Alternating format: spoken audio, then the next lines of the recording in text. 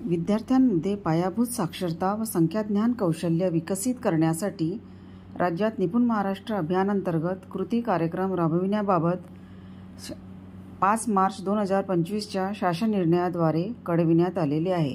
त्या अनुषंगाने पंचायत समिती साकोली अंतर्गत जिल्हा परिषद व खाजगी अनुदानित शाळांमध्ये नियुक्त करण्यात आलेल्या मुख्यमंत्री युवा कार्य प्रशिक्षणार्थी यांचे प्रशिक्षणाचे आयोजन दिनांक 24 एप्रिल 2025ला करण्यात आले। या कार्यक्रमाला सन्माननीय गटशिक्षणाधिकारी विजय आदमने सर, सन्माननीय केंद्रप्रमुख श्री हटवार सर तसेच तज्ज्ञ मार्गदर्शक म्हणून लाभलेले सन्माननीय केंद्रप्रमुख यादवकांड ढवळे सर, सन्माननीय शालिनी राऊत मॅडम, सन्माननीय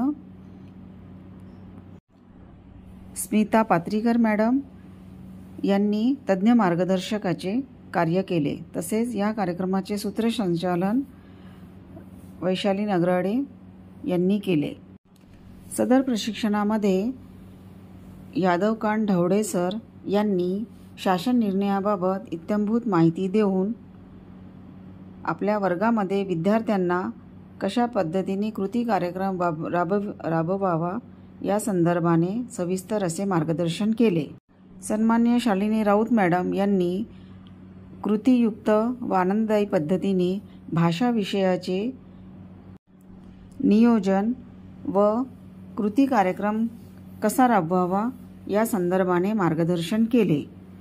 तसेच स्मिता पात्रीकर मॅडम यांनी गणित विषयाचे साहित्य वापरून कशा पद्धतीने विद्यार्थ्यांना कौशल्य विकसित करावे या संदर्भाने सविस्तर असे मार्गदर्शन केले।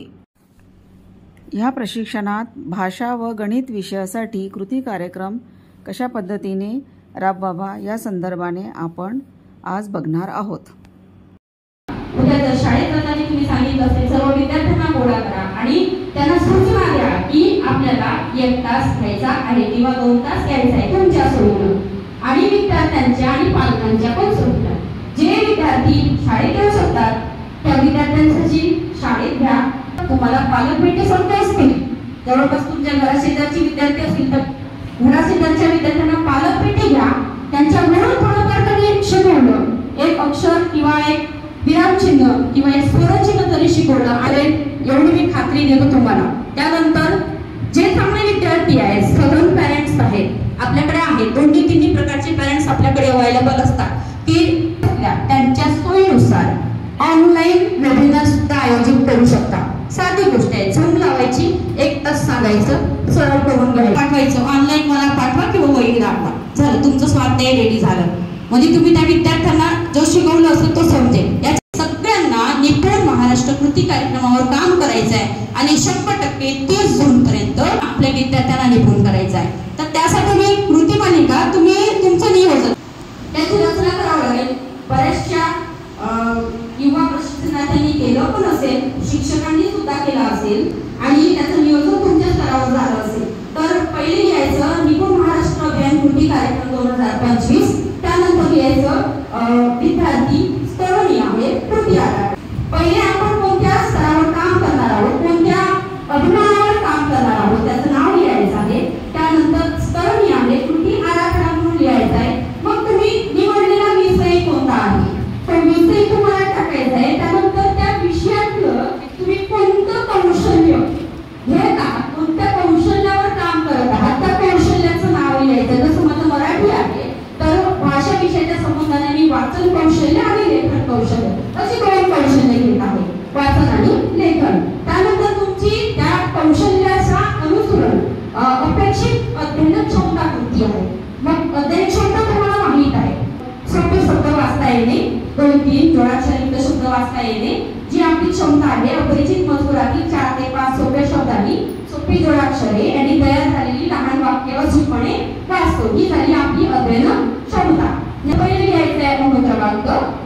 अनुक्रमांक झाल्यानंतर विद्यार्थ्याचे नाव, म्हणजे तुम्ही स्तरणीय आहे कोणता विद्यार्थी कोणत्या स्तरात बसविलेला आहे त्या विद्यार्थ्याचे नाव। त्यानंतर तुम्हाला कोणत्या अध्ययन स्तरावर काम करायचं आहे, स्तर पहिला, स्तर दुसरा, स्तर तिसरा, स्तर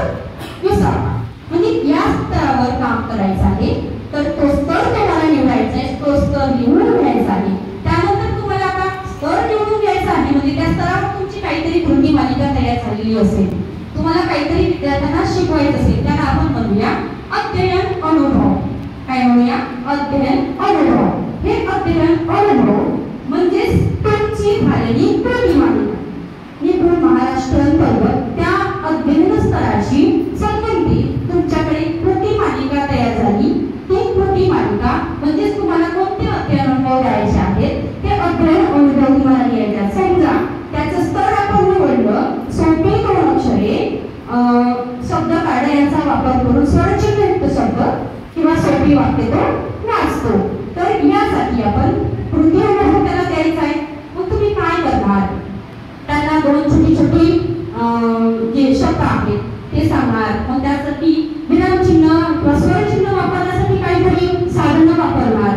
तुम्ही काय सांगणार? त्याला शब्दपट्टे देणार की वाक्यपट्टे देणार की चित्र काढलं देणार. ते चित्र काढलं कसे वाचायला लावणार की लिहायला लावणार. लेखन असेल तर लिहायला सांगा, वाचन असेल तर वाचायला सांगा. हे झाले तुमचे अध्ययन अनुभव. किंवा खेळाच्या माध्यमातून तुम्ही त्याला शिकवा. त्यासाठी तुम्ही साहित्य काय वापरता ते झाले तुमचे शैक्षणिक साहित्य. तुम्ही ते अध्ययन स्तर आणि अध्ययन अनुभव देण्यासाठी जे शैक्षणिक साहित्य वापरलं आहे ते सुद्धा तुम्हाला कृती आराखड्यात नोंदवायचं आहे.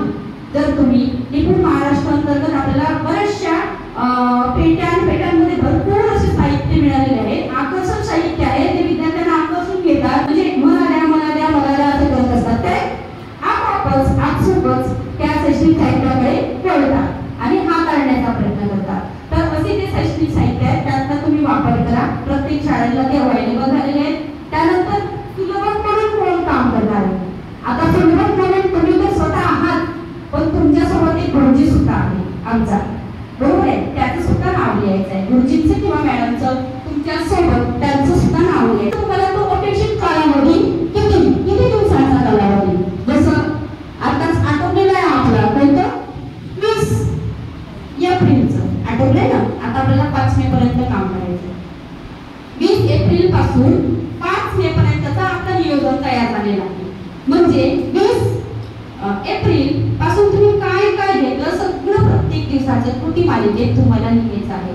आणि कालावधी तोच लिहायचा. जर एकाच वेळी तुमचे एका स्तरात विद्यार्थी असतील तर एका स्तराचे विद्यार्थी एकदाच नाव लिहून एकच स्तर लिहून प्रत्येकाला एकच कृती मालिका द्या.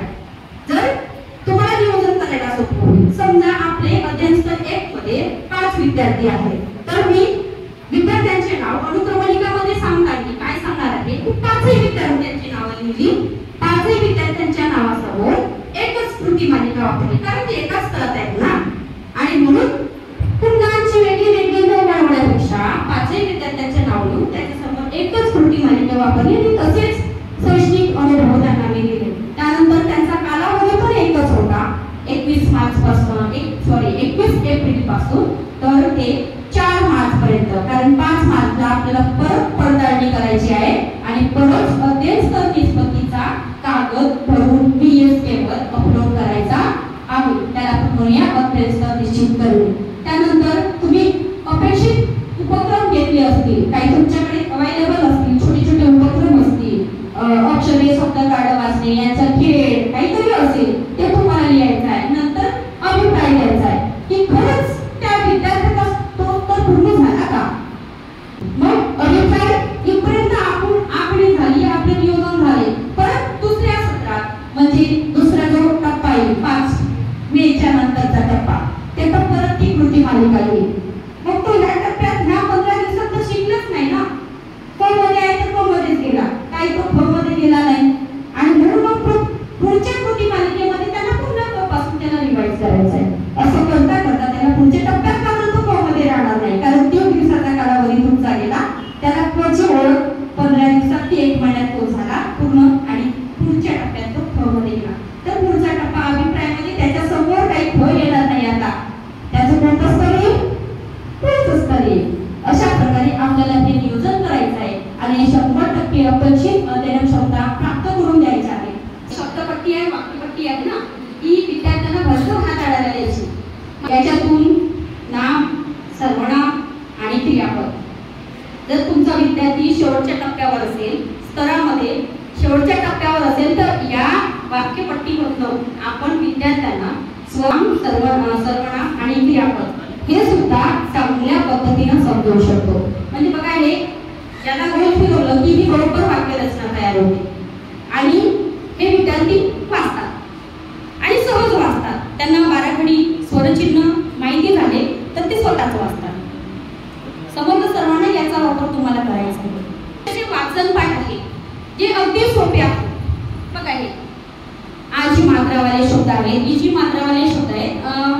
हे जे वाचन पाठ आहेत हे छोटे छोटे वाचन पाठ आहेत ना, आपण विद्यार्थ्यांना सहज देऊ शकतो.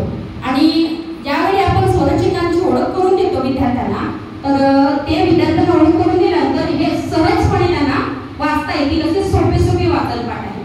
जर तुम्ही स्वतः तयार केले तर अगदी बेस्ट. याला आपण लॅमिनेशन करून, जर तुम्हाला वही हाताळायची नसेल, वर्ग लावायचा असेल वर्गामध्ये, तर याचे पेज काढून किंवा याच्यासाठी दुसरे तयार करून त्याला लॅमिनेशन करून व्यवस्थित वर्गामध्ये कार्ड तयार करू शकतो आणि आपल्या विद्यार्थ्यांना वाचायला वारंवार देऊ शकतो.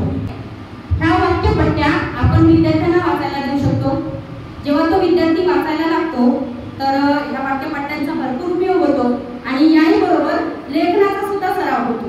याच्यासाठी दुसरी एक बँक पट्टी आपल्याला मिळालेली आहे, सोबत साहित्य पण मिळालेली आहेत. या साहित्यानुसार आपण त्यांना लिहायला लावू शकतो.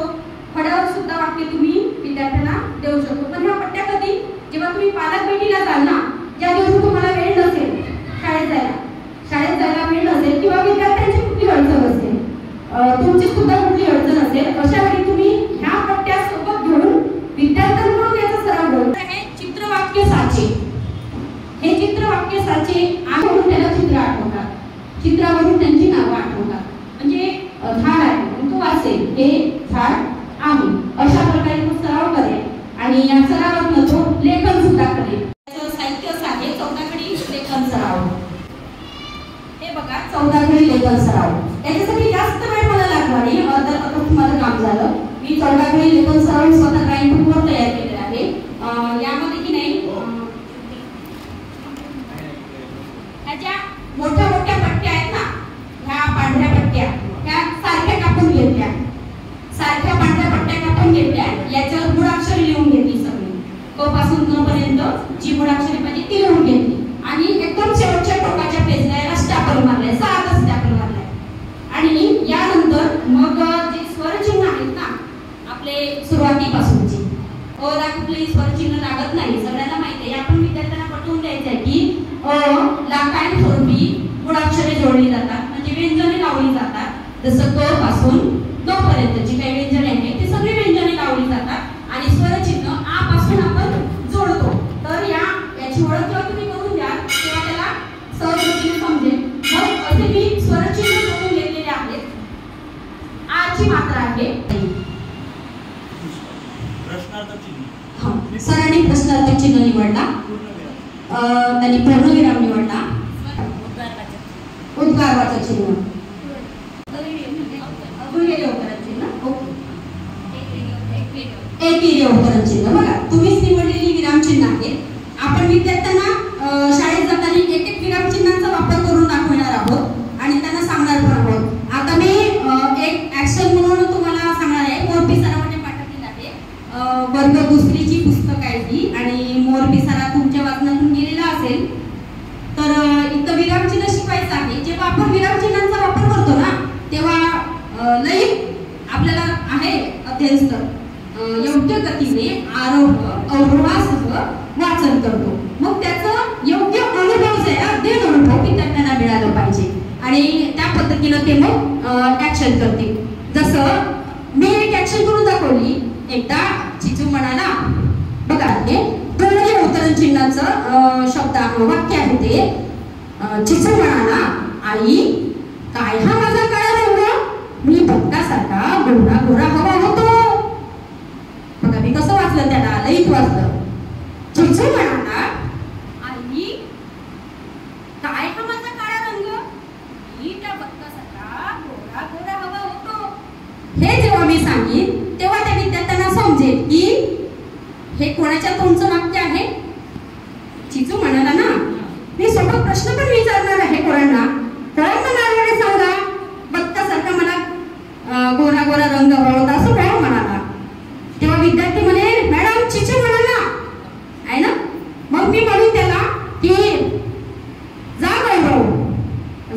ऑफिसमध्ये जा आणि खडू घेऊन ये. कोण म्हणाले? कोण म्हणाले? मग विद्यार्थी सांगतील कोण म्हणाल्या? मॅडम म्हणाल्या, कोणाला म्हणाल्या, गौरवला म्हणाल्या, काय म्हणाल्या? जा ऑफिसमध्ये कोण घेऊन ये. म्हणजे कोण, काय, कसे, कुठे, केव्हा ह्या शब्दांची त्याला ओळख झाली आणि त्याला कुठं वापरायचं ते सुद्धा त्याला माहित झालं. तर अशीच विरामचिन्हे आपण शिकवताना वापरणार आहोत. तुम्हाला तुमची डायलॉग सांगायची आहे आणि तुमचं विराम याला प्रेझेंट करताना मी माझ्या वर्गात कसं करणार, मी आधीच आयडिया म्हणून विद्यार्थ्यांना दिलेली आहे की हा कोण आहे प्रश्नार्थक चिन्ह, हा कोण आहे पूर्णविराम, हे कोण आहे स्वल्पविराम, ते कोण आहे उद्गारवाचक चिन्ह, ते कोण आहे द्विविध अवतरण चिन्ह, ते कोण आहे एकेरी अवतरण चिन्ह. हा सर्वांची ओळख मी विद्यार्थ्यांना केली. त्यांना छोटंसं एक कार्ड देणार, छोटंसं एक कार्ड देणार. त्या कार्डवर मी लिहिणार पूर्णविराम, दुसऱ्या कार्डवर लिहिणार एकेरी अवतरण चिन्ह, चिन्ह उतरवणार आणि नाव लिहिणार.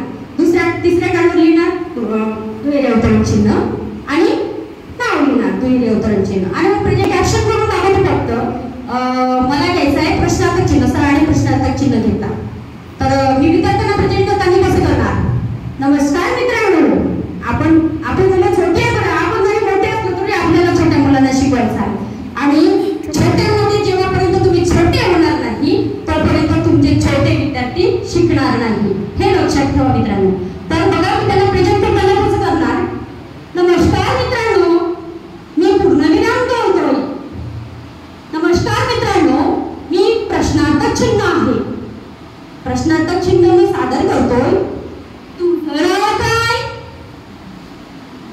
काय करणार मी, नमस्कार मित्रांनो, मी प्रश्नार्थक चिन्ह, तुझं नाव काय? राहुल समोर येईल आणि सांगेल, सांग तुझं नाव, सांग.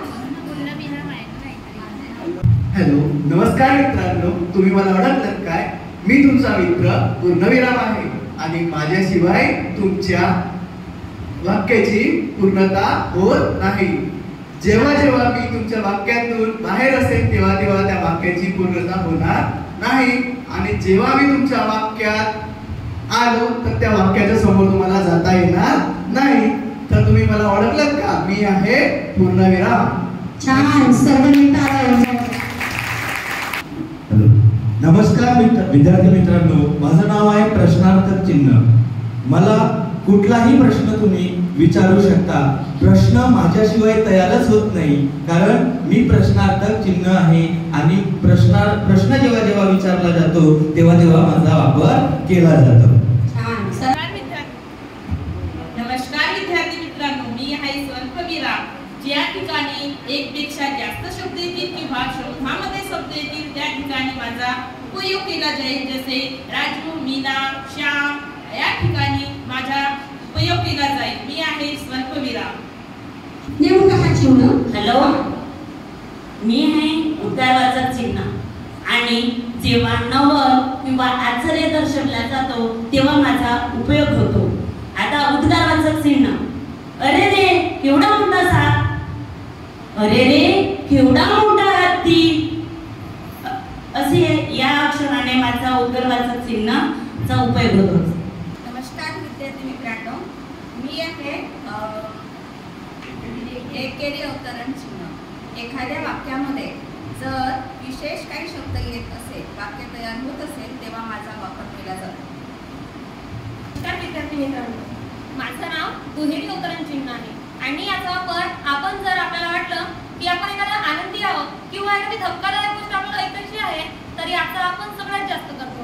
जसं की अरे दादा, तू काल दुकानातून साखर घेऊन आला होतास तर ते माणिकदादा तुला भेटायला आले होते.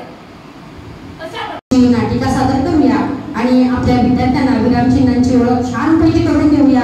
आणि नाटकाच्या स्वरूपात केल्यामुळे विद्यार्थी सुद्धा आनंदित होतील, त्यांना उत्साह मिळेल आणि प्रत्येक जण वर्गात गेल्यानंतर मला घ्या मॅडम, मी करतो मॅडम असा रिस्पॉन्स विद्यार्थ्यांकडून आपल्याला मिळतो. पुढे एकदा सादरकर्त्यांचे आपण स्वागत करूया आणि युक्त शब्द आपल्या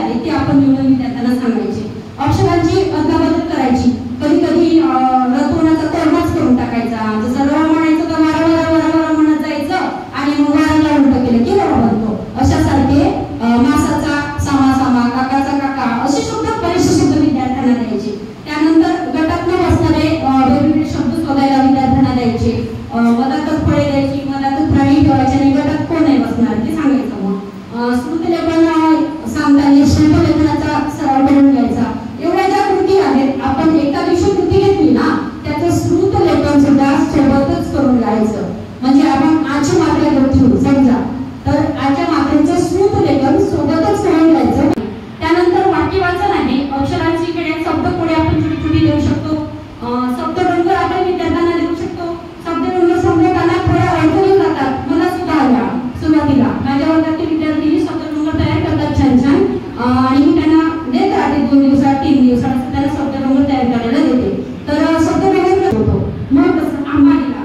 आंबा परिचय असा विद्यार्थ्यांचा तो लिहितो आंबा, हा आंबा, मग हा आंबा आहे, मग हा आंबा गोड आहे, मग हा आंबा गोड आणि पिवळा आहे. अशा प्रकारचे जे शब्द आहे शब्दडोंगर आहेत ते बरोबर डोंगराच्या आकृतीमध्ये ते मांडतात. त्यांना अजिबात सांगायचं डोंगर तुमचा वेगळा झाला नाही पाहिजे, डोंगर हा डोंगरासारखाच दिसला पाहिजे.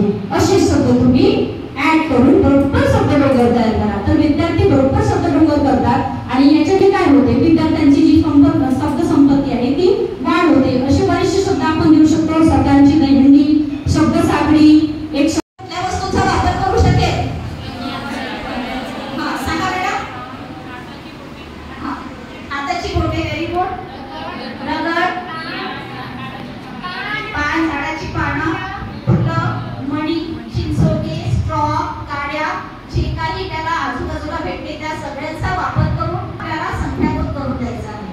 इझिली वेगवेगळ्या मोठ्या मोठ्या गणित पेट्या, भाषा पेट्या आपल्याला लाभलेल्या त्याच्या साहित्य पण भरपूर आहे. आधी आमच्या शिक्षकांची खूप छान साहित्य अगदी क्वालिटी बेस्ड आहे. ब्रँडेड वस्तू आहे. छान साहित्य आहे. आपण आपल्या लहानपणी तेवढं साहित्य बघितलेलं नाही. इतकं सुंदर साहित्य त्यांनी दिलेलं आहे. परंतु काही साहित्य ना आपल्या बऱ्याचशा शाळा सेमी इंग्रजीच्या आहे. बरोबर आहे.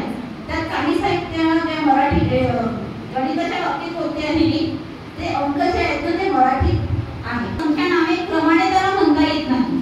दुसरीचा मुलगा आहे प्रत्येक विद्यार्थ्याला म्हणता येते तसं नाही. 5ही बोटं सारखी नाही आहेत. त्याप्रमाणे शाळेतील वर्गातील सर्व विद्यार्थी सारखे नसतात आणि आपण सर्वांकडनं सारख्या अपेक्षा सुद्धा करू शकत नाही. प्रत्येकाला वाचन करता येईलच असं नाही. संख्या वाचता येईल असं नाही. त्याला संख्येचा बोध होईल असं नाही. तर 0 ते 9 संख्या नामे तो क्रमाने म्हणत नाही, अधेमध्ये म्हणतो. मग त्याला ते क्रमाने शिकवायचं आहे. आपण आता गणिताच्या वस्तू तो मोजतो. एक वस्तू मोजेल, 2 वस्तू मोजेल, एक वस्तू ठेवलेली आहे. ठीक आहे. एक दगड ठेवलेला आहे. तो दगड उचलला. मग तिथे कोणताच दगड नाही म्हणजे किती दगड आहे आता 0 दगड आहे. अशी संकल्पना आपल्याला त्याला सांगता येईल. 2 चॉकलेट होते. 2 चॉकलेट माझ्याकडे 2ही चॉकलेट मी तुझ्या मित्राला दिले तर आता माझ्याकडे किती चॉकलेट होते. अशा पद्धतीने 0 ते 9 पर्यंतच्या संकल्पना आपल्याला त्याच्यापर्यंत पोहोचवायच्या आहे. 9 पर्यंतच्या वस्तूंच्या समूहातून ठराविक संख्येच्या वस्तू काढून दाखवतो. 9 पर्यंतच्या वस्तू ठेवलेल्या 1, 2, 3, 4 आणि 9 पर्यंतच्या वस्तू. हा चला 5 वस्तू कुठे ठेवलेल्या आहेत, 4 वस्तू कुठे ठेवलेल्या आहेत. अशा पद्धतीने साध्या आपलं डोकं लावायचं, आपला प्रेझेन्स ऑफ माइंड लावायचा आणि त्याला बोलतं करायचं. सगळ्यात आधी त्या निपुण बेरीज करता येत नाही आहे. हळूहळू पुढचं स्टेज आपल्याला गाठायचं आहे. 0 ते 4 पर्यंतच्या संख्यांची मूर्त वस्तूंचा वापर करून तो बेरीज करतो. बेरीज केल्यानंतर मग तो वजाबाकी करतो. वजाबाकी केल्यानंतर त्याची तो शाब्दिक उदाहरणे तयार करतो. संख्या नामे लिहितो. संख्या वाचन करतो. अशा पद्धतीने पूर्ण हे आपले अध्ययन स्तर आहे. परत बघा साहित्य निपुण भारत पूरक शैक्षणिक साहित्य संच मराठीमध्ये आहे.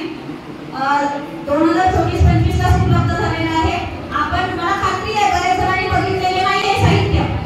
बऱ्याच जणांनी बघितलेले नाही आहे तर कृपया उद्याचा वर्ग पहिला आपला हेच नाही साहित्य बघून तुमची कल्पना शक्ती वापरा.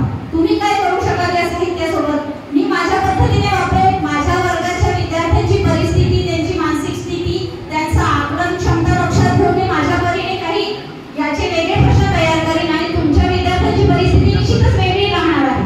बरोबर आहे. तर तुम्ही त्या परीने तुम्हाला प्रश्नरचना करायची आहे आणि आपल्या विद्यार्थ्यांना पुढे न्यायचं आहे. नाणी नोटांची ओळख मुलांकडे असते. आजकाल किराणा दुकानामध्ये खाऊमध्ये मिळतात. पैसे खेळतात. ते पैसेच ते आणतील. कंचे गोटे खेळतात. त्याचा सुद्धा वापर आपल्याला करायचा आहे. परत छोटे शाब्दिक उदाहरणं इथे दिलेले आहेत बघा. गटामध्ये आपण हे वाटप करू शकतो आणि अशा पद्धतीने गट कार्यातून आपण साहित्याचा वापर अतिशय प्रभावीपणे निश्चितच करू शकतो.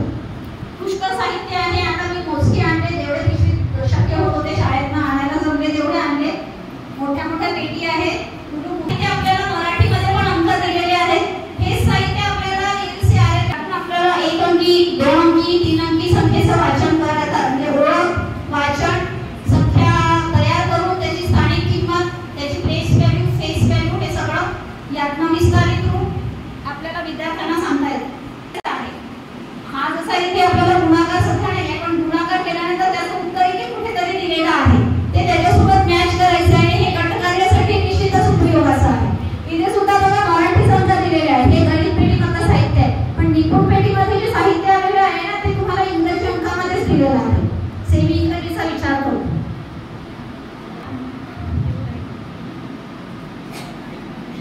गुणाकार अंकांची ओळख, बरोबरचं चिन्ह, बेरीज, वजाबाकी, गुणाकार, भागाकार, बरोबरचं चिन्ह का बरं वापरतो? जेव्हा दोन्ही बाजूनी समतोल साधला जातो तेव्हा ते इक्वॅलिटी म्हणून इक्वल टूचं साइन आपण वापरत असतो, ते सांगायचं आहे. आणि खूप डीप मध्ये न जाता विद्यार्थ्याच्या कलाने त्याच्या बौद्धिक क्षमतेचा विचार करता त्याच्या अंगाच्या वर होणार नाही, पण त्याला चांगलं समजेल, त्याच्या भाषेत समजेल, हे आपल्याला घ्यायचं आहे. आणि साहेबांनी सांगितल्याप्रमाणे अतिशय जास्त वेळ उन्हातान्हात विद्यार्थ्यांना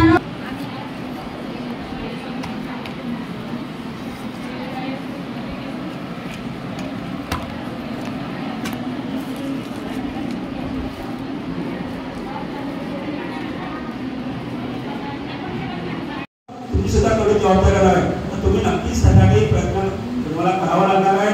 तुम्ही ते कराल असं मला ऐकायला वाटते. तर सर्वांना माझ्याकडे शुभेच्छा. आमच्या सुद्धा भेटी राहतील, मी सुद्धा काही जाहिरात देणार आहे, किंवा आमचे अधिकारी आहेत, किंवा आमचे दिव्यांग आहेत, आमचे सर्वसाधारण व्यक्ती, विशेष शिक्षक, हे सर्व आम्ही भेटी देणार आहोत उन्हाळ्याच्या सुट्ट्यामध्ये. त्यामुळे असं काही करू नका की शाळेला सुट्टी आहे, शिक्षकांना येत नाही, आपणही यायचं नाही, अशा भ्रमामध्ये कुणीही राहू नका. हा कार्यक्रम आहे माननीय आहे, तुम्हाला माहित असेल सचिन बरा सिंग हे मंडळाचे जिल्हाधिकारी होते. अतिशय कडक संवाद ते जिल्हाधिकारी म्हणून आपल्याकडे जवळपास मला आठवते 2012 ते 13-14 होते. आणि सर्व वाटणी आणलं होतं त्यावेळेस त्यांनी भंडारा जिल्ह्याचा कापूस अभियान राबवलेला होता. सोबत अति कमाल निवडून तरी मोहीम हातात घेतली होती, ती सुद्धा त्यांनी यशस्वीपणे राबवली होती. त्यांच्या जवळ त्या संबंध माझ्यासोबत आलेला होता. आम्ही सुद्धा त्यावेळेस मंडळाला 1 वर्ष जिल्हा परिषदला होतो. आणि पुन्हा अगदी 4 वाजता आम्ही त्यांच्याकडे घरी जायचो आणि पुन्हा कापूस अभियानाचे नियोजन करायचे, कुठला अधिकारी कुठे जायचं त्यांनी आम्ही करायचो. तर त्यामुळे त्यांनी हा कार्यक्रम ठरवला. आताच 5-6 दिवसा अगोदर मिटिंग झाली, त्यावेळेस आमचे सर्व केंद्र लोक होते, सर्व आमचे कर्मचारी करणारे सुद्धा होता. मिटिंगला होता. अतिशय एका युवकाचा कार्यक्रम विसी मध्ये वाटतं यांना शोकाचा यांच्यावर स्टार्ट कर. तर सांगता येत नाही म्हणजे कुठला आपण ज्या कार्यक्रम शिकते त्यांनी घेतला तर त्याच्यासाठी आपल्यावर सुद्धा आमच्या अधिकाऱ्यावर सुद्धा त्याची वेळ येऊ शकते. तसं कुठल्याही अधिकारी अडचण येणार नाही, तुम्ही सुद्धा अडचण येणार नाही. चांगल्या कामाला माझी प्रोत्साहन राहील आणि नक्कीच मी तुम्हाला सहकार्य करणार. कुठल्याही गोष्टीसाठी कुठली मदत लागली तर आपण प्रामाणिकपणे ते काम कराल असं मला या ठिकाणी वाटते. तर आपण समाजाने चांगलं काम करावं एवढ्या शुभेच्छा करून आणि 2 शब्द संपवते. जय हिंद, जय महाराष्ट्र.